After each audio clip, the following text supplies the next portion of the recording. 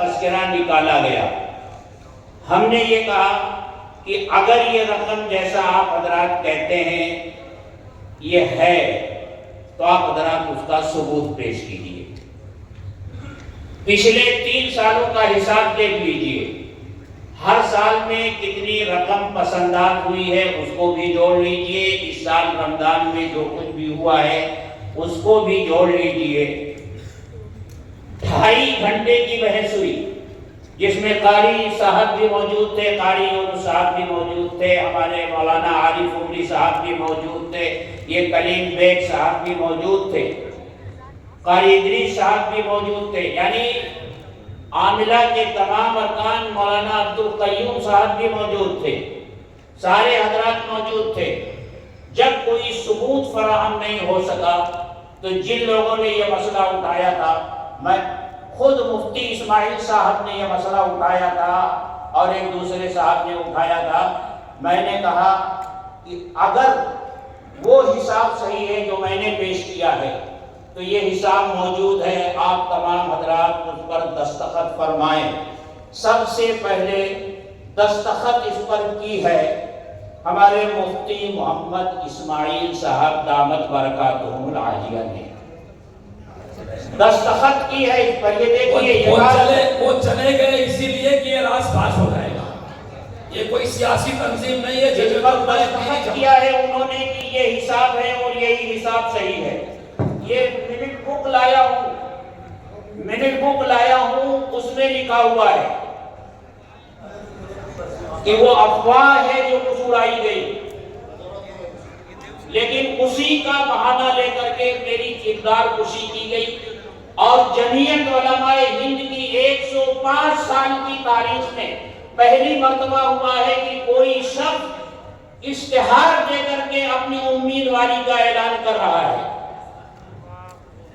یہ جمعیت علماء کو سیاسی جماعت میں تبدیل کرنے کی ایک منظم کوشش ہے کہ نہیں ہے؟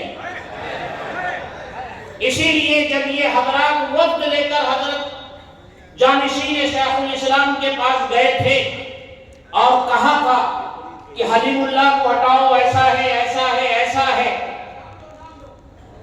حلیم اللہ کو ہٹاؤ، ایسا ہے ایسا ہے، حضرت نے پوچھا چلو حلیم اللہ کو ہٹا دیں گے لیکن نام پیش کرو۔ پہلا نام مفتی اسماعیل صاحب کا پیش کیا گیا۔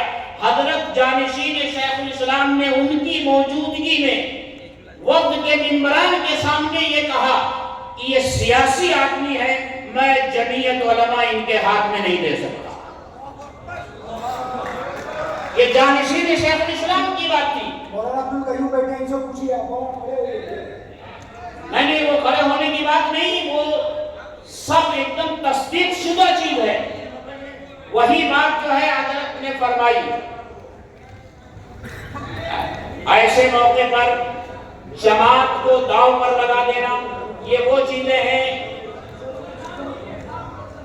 نہیں دیکھیے، میری ایک مانگ ہے، جن حضرات نے یہ میسج اٹھایا ہے آپ اس پر کارروائی کی حمایتی ہیں، ہاتھ اٹھا کے کیجیے۔ ان تمام لوگوں پر کارروائی کی جائے گی جنہوں نے جمعیت علماء کے وقار کو مجروح کیا ہے، ان کو بخشا نہیں جائے گا۔ آپ حضرات تائید کرتے ہیں۔